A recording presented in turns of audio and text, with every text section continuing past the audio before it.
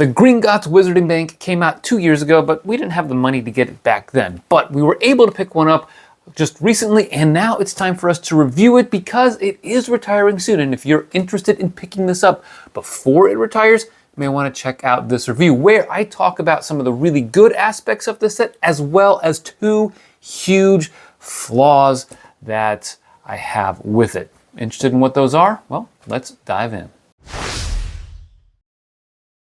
So yeah, this is a big box. I love the mystical white smoke emanating from behind Gringotts on the front. We get the minifig lineup with names on the top, including a 1-to-1 picture of the dragon's head. And the back shows the interior, more details of the vault section, and how it looks with Diagon Alley. We'll show you some of the other ways to combine the two sets in just a bit.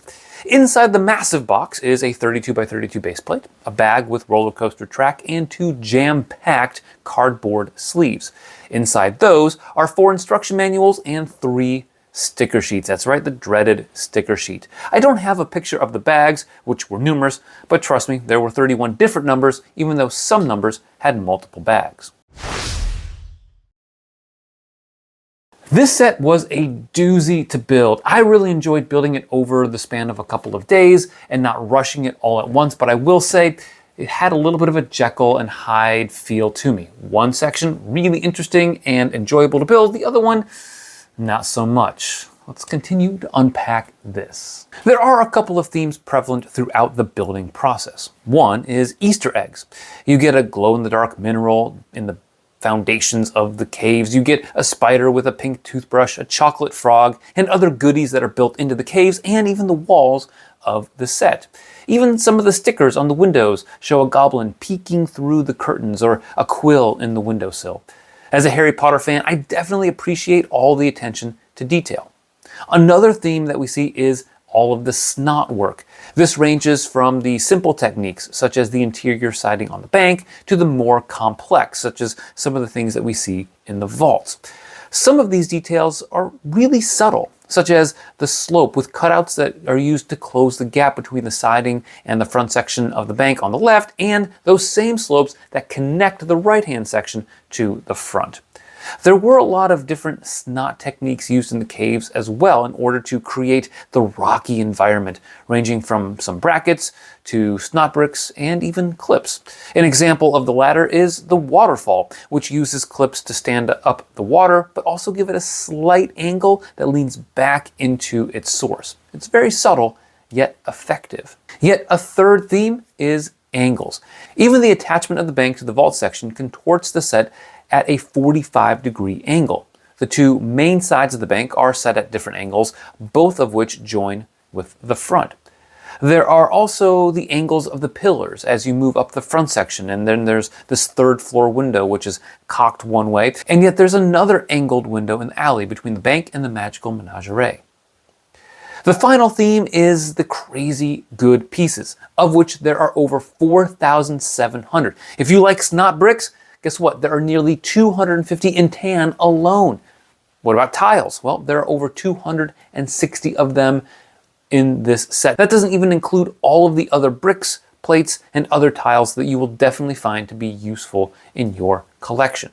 That doesn't mean that there aren't special or even unique pieces in the set. The dragon head right here is unique to this set. Even the jaw is not all that common. And these cloth wings for the dragon are brand new. The 3x3 rounded tile galleons are also new, and the 19 small galleons are not all that common, appearing in 8 sets. The sloped 90-degree coaster tracks have only appeared in 3 sets. The medium lavender head printed with the beaded bag is brand new. The dark blay kitten with no printing only appears in 1 other set. The dark brown doors for the main entrance are pretty rare. The dark pink pygmy puff has appeared in just 2 sets, and the dark tan 2x4 double curve slopes are brand new in that color, both the plain version and the printed ones. In all, the variety and quantity of pieces and building techniques were pretty strong. I will even note that the price per piece ratio, if you like that measure, is fairly solid. $420, $430 US for 4,700 pieces. And I wouldn't say that there are a lot of really small pieces outside of some of this cobblestone work in the main street section, but there are a lot of large pieces included in it. So it feels like a very, very large and expensive set. Now, when it comes to the overall building process, I will say there is definitely that Jekyll Hyde experience. I thought that the vaults and the caves were more of the Mr. Hyde. I didn't enjoy it all that much. You're building really just a column for supporting the bank. There are some interesting things thrown in there because they want to include that vault look, but the real enjoyment came from building the bank itself. There are 13 total minifigs included in this set, including 5 goblins, 2 guards, a Death Eater, and 5 what I consider to be main characters. We'll start with Harry because you get 2 of them. Yep, the most common figure in the Harry Potter Lego universe is doubled up here. You get the 11-year-old version and a 17-year-old version. The former does a nice job of depicting his baggy secondhand clothes that he gets from his cousin. I really like the double-sided printed head, which has a grin on one side and a rather joyous expression on the other. I guess I'd be pretty happy if my life changed for the better and I found out my parents had left me a ton of money. The older version is more serious and it's also more unique. The torso has only appeared in this set and shows a dark blue hoodie with a dark red undershirt and some sand green printing. The face is also new because one of the side with the stern expression and the other side shows some water splotches as they pass through the waterfall. Joining Harry is Rubeus Hagrid, his jolly half-giant friend who appears in a variety of other sets. Still, there is a lot of nice printing on his torso as he has these large buttons and an equally large belt buckle. Next up are the 2 unnamed goblins who have identical torsos. You've got a pinstripe vest with a blue shirt and dark red tie. The arms are dual molded with black and light blue. Both heads are functionally unique. One came with the Gringotts Gift with Purchase vault and was only available for that, and they are both double-sided. The dark blay hairpiece has been used elsewhere, including grip hook in this set, but the dark orange hair and earpiece is brand new. Speaking of grip hook, we get a new version of the Mercurial Goblin, this time with a unique vested torso that has a white button-up shirt. His headpiece is also brand new, featuring a scowl on one side and a frown on the other. The next goblin is Rickbert, a character whose minifig has only been featured in this set. His black tuxedo torso has appeared only in this set and 2 other gifts with purchase, the Gringotts Vault and the Jules Verne tributes. So it's definitely a rare torso. But there is something odd about his head printing. On one side, he has a stern look with his light blay stubble. On the other side, his eyebrows changed to dark blay and he lost his stubble. I don't really know what's going on with this, but something's not quite right here. His hairpiece is unique to the set, although it was also used for Bogrod, who has a dark blay torso with black pinstriped torso, which so far has only appeared in this set and the Avengers Tower. Included in the set is a Death Eater, who comes with a new cloak torso, black with a dark blay shirt. The cloak printing continues down onto the leg piece. The double-sided head is also new, but I will say that the features get a bit obscured in the ensemble, and particularly this contoured hood. My 2 favorite minifigs, though, are the Ron and Hermione that are in disguise. Ron is disguised as Dragomir Despard, featuring a black coat with reddish-brown straps and silver buttons. This torso, along with that of the Death Eater, could work very well as a castle or medieval minifig. The head is double-sided, with Dragomir on the one side and Ron on the other, with the water splotches being the result of the waterfall revealing his true identity. You get a Ron hairpiece to go along with the Dragomir hair. Hermione as Bellatrix is one of my favorite scenes in the movies, and her black dress with silver trim is fantastic. Again, I think it would work really well in a medieval context, but the double-sided skirt piece is even better. As with Dragomir/Ron, you get the double-sided head and an additional hairpiece for when Bellatrix is revealed to be Hermione. The minifig selection is pretty solid here, even though you do get multiple Harrys. I will say that you get enough of the goblins, and I like the fact that you get a little bit of the 11-year-old Harry Potter and book 1 versus book 7. Perhaps a critique would be that you don't get a lot of dual-moded legs, nor do you get a lot of leg printing in and of itself, but I can't really think of any other characters that I would want in this set.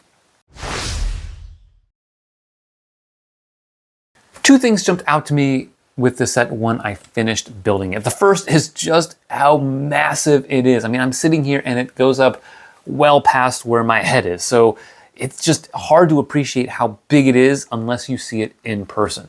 The caves in the vault section is tall on its own. You could actually say the same thing about Gringotts.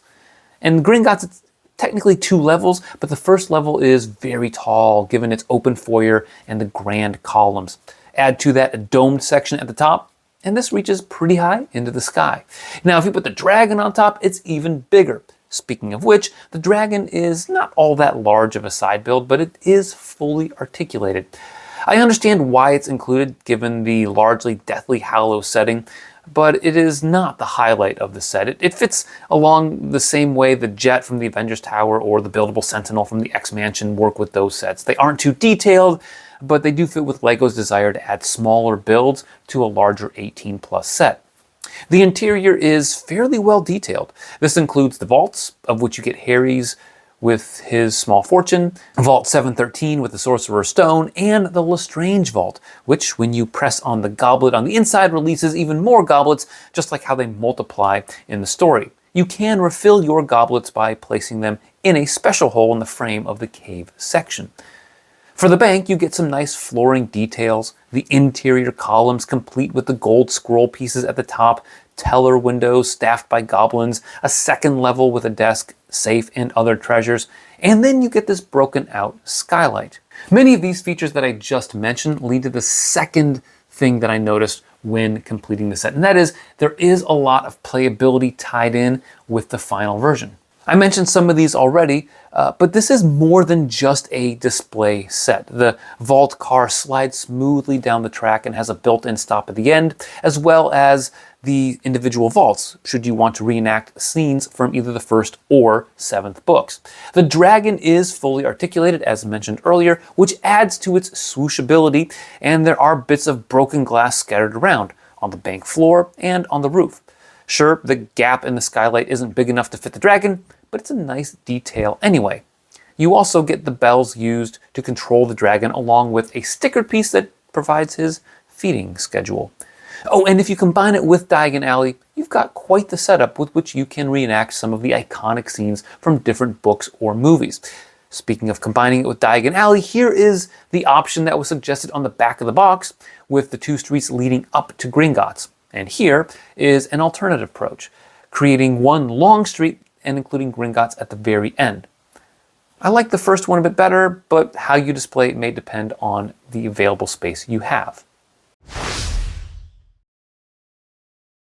So why do I struggle with liking this set? It goes back to the Dr. Jekyll, Mr. Hyde comparison that I made earlier. We definitely have the, Dr. Jekyll here and the Mr. Hyde section down here. And this section I found to be problematic. It wasn't a terrible build. It wasn't poorly designed. It wasn't poorly executed. But the fact that it is in the set really bothers me.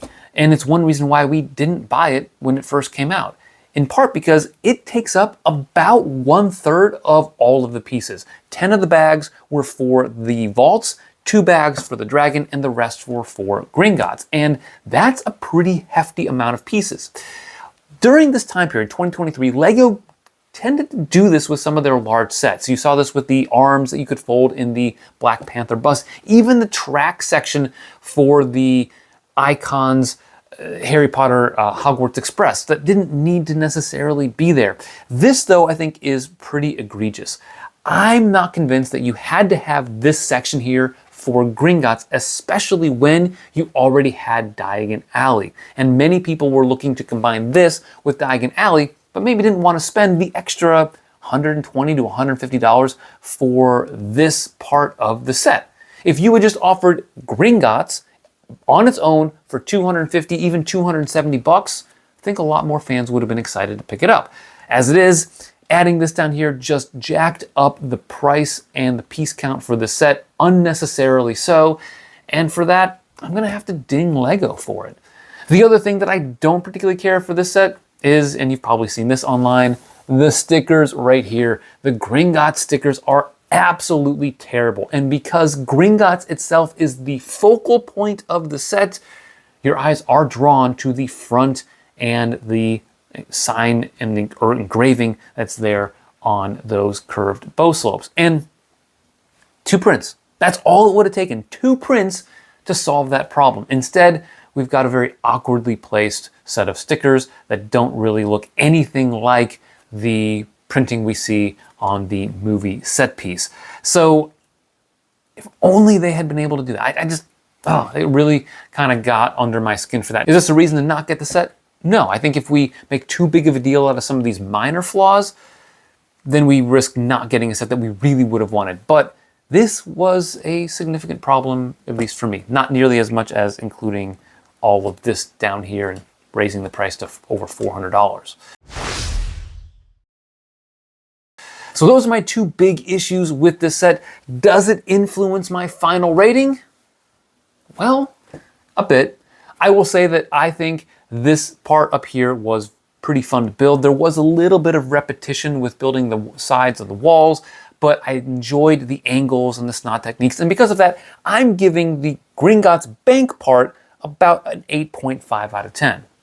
As for the vaults, I'm giving it a 6.5 out of 10 because I don't think they were necessary. It really is a support column. There are some features that are blended into it, which prevents me from giving it an even lower score, but I really wasn't happy with this. I didn't feel like a waste of time building it, but this is what we're all here for. So if you average those together, it's a 7.5 out of 10, and I think that's a fair rating. I know that on Brickset.com it's getting a 4.4 out of 5, meaning that my review is a little bit more tough or difficult or harsh than the typical Lego fan that's reviewing this set, but well, I'm going to be honest as much as I possibly can. So if you are aiming on picking this set up before it retires, a couple things that I would suggest. Number 1, see if it goes on sale Black Friday. Lego is looking to get rid of some of their stock, at least in the Lego stores. Ours I only had 2 copies when I purchased this. The other one is sitting on a stand in the middle of the store saying, please buy me, because I'm going to be retiring pretty soon. Also, you can wait for double or even triple insiders points and even a gift with purchase. Again, Black Friday, early December might be a pretty good opportunity to pick up this set if you're still interested in getting it before it retires. As for when it is retiring, well, I would say probably end of this year, maybe the very beginning of 2026. I've seen a couple different reports as to when that's going to happen. But rest assured, it is going to be pretty soon. And if you do like Harry Potter, you do have the Diagon Alley set. This is one that is worth maybe saving up for and getting, again, hopefully at a discount or double and triple insiders points to offset the unnecessary cost of that. If you do like the vaults, please, by all means, get the set. But I, found it to be unnecessary. So that is my independent review of the Gringotts Wizarding Bank. Hope you found it interesting and informative. Thanks for watching, and always remember to keep building together.